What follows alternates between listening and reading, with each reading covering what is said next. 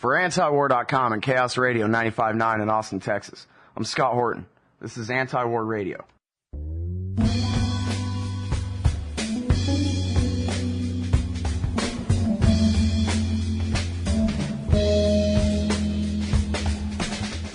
We're going to start with our news editor at antiwar.com. That's news.antiwar.com. It's Jason Ditz. Welcome back to the show, Jason. How are you doing? Hi, Scott. Thanks for having me. Well, I really appreciate you joining us on short notice like this morning, but I figured we ought to go ahead and get an update about what's been going on all week.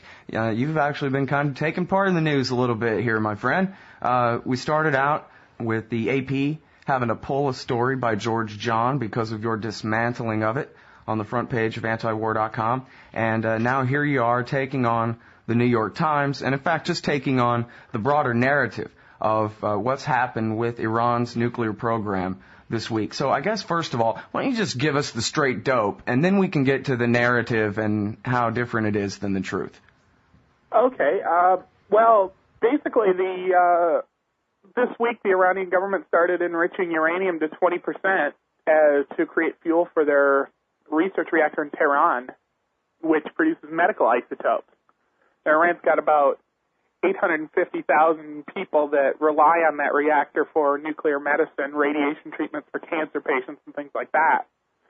And there had been talks for months to get fuel for that reactor from a third-party enrichment plan, which would have had Iran send their uranium to Russia and, by way of France, get fuel rods back. But as the deal seemed less and less likely to come in a timely fashion, Iran's trying to make it themselves, and a lot of people seem to be quite upset about it. All right, now, there's a kernel of truth in the latest wave of propaganda that I think is, worth covering here, and that is that the more enriched your uranium is, the easier it is to enrich it. And this is what was asserted in the New York Times, but then confirmed to me by Dr. Gordon Prather, who actually knows what he's talking about. And he reminded me that, well, you're really expelling the 238, and the more 235 you have in your centrifuge, the easier it is to separate from the 238. And so, really, all the politics aside, 20% is closer to 90% than 3.5% is. And that's just a fact. Not only is that a fact just in pure numbers, but you could even, wink and nudge and say 20%, call it 50 or something, because it really is, it could count as, say, 50 in terms of progress toward weapons grade. Is that about right? Yeah, that seems to be about right, but it's really beside the point, because the enrichment's going on under the watch of the IAEA, and they've repeatedly confirmed that Iran isn't diverting any of this uranium to any non-civilian purposes. Okay, now, it was just, the end of last week or the very beginning of this week where the Iranians were saying, listen, we'll go ahead and we'll go for the deal. We will export our uranium basically under Obama's terms, except with one exception, as I understand it, Jason, which was we'll decide how much at any given time to export. But they dropped their demand that we'll swap it in Turkey. You'll give us some 20% at the same time we're giving you our 3.5. They dropped that and said, we will go ahead and export to Russia and then to France and then the fuel rods, but then the Americans turned them down. Well, I'm not so sure it was the Americans specifically that turned them down. There seems to have been a lot of comments from a lot of different officials about it. And the State Department said, well, we welcome it, but they have to submit their acceptance proposal to the IAEA. The French foreign minister termed it troubling that they were going to accept what they had been demanding that they accept all along. And Germany's foreign minister essentially said that they were going to have to start the negotiations all over again, and that he made it sound like the offer wasn't on the table anymore, even though that very week, which was last week, officials were still demanding that Iran accept the deal. So what happened? Did the Iranians just say, fine, they threw up their hands, and then they just, flipped a light switch, and all of a sudden they started cranking the stuff out at 20%, right? Well, it sounds like they made the announcement over the weekend, They started the enrichment Tuesday, which is a pretty quick turnover, which the IAEA is actually, there are some people complaining today that it might be a technical violation that they're making that move so quickly after announcing it that some people are arguing that they should have given the IAEA more notice, but we're talking about a very small fraction of their enrichment program in the first place. They're saying that 160 some odd centrifuges out of thousands of centrifuges are actually involved in this. Well, now the Washington Post had this article, and who knows whether this is planned by the CIA or this is exactly what they would not want us to believe, or who knows what, but it's Joby Warwick and Glenn Kessler, and they say technical setbacks caused Iran to falter in push to enrich uranium. Apparently, it's not quite as easy as, maybe Ahmedinejad and John Bolton would like us to believe, huh? Yeah, there certainly seem to be some problems with Iran getting up and running with the 20%. And in fact, the White House just yesterday, amazingly enough, accused President Ahmedinejad of lying about their ability to produce the 20% uranium and said that it was a political ploy and that they don't believe Iran is capable of that. Now, if Iran isn't capable of making 20% uranium, why is the White House and the State Department continuing to insist that Iran has a nuclear weapons ambition, which would require them to enrich it to over 90%? I don't know, but I guess they don't really have to answer you, so you can just ask it as a really good rhetorical question. Right. We'll just leave it there. Well, so now, tell me about this. You have this article here at news.antiwar.com, Jason. New York Times spins Ahmadinejad's speech as claim about nuke capability.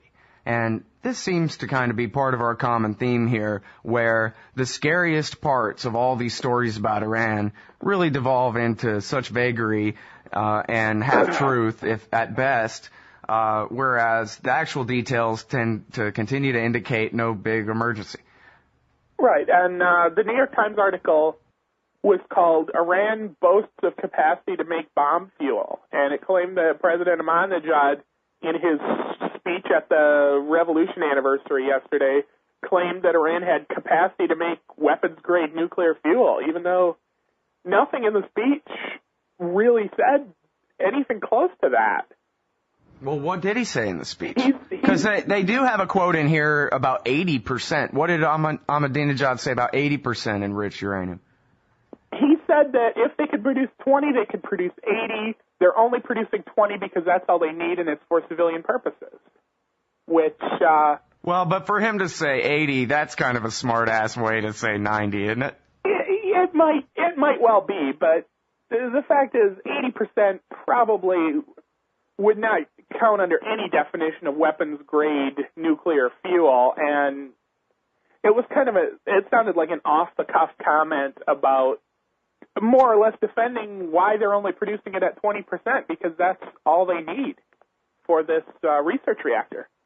Right, and as you say in your coverage of this speech here, which you point out that somehow this part of the statement didn't make it into the New York Times here, but he actually finished the sentence, or maybe they just downplayed or ignored it. We have no intention of making a bomb.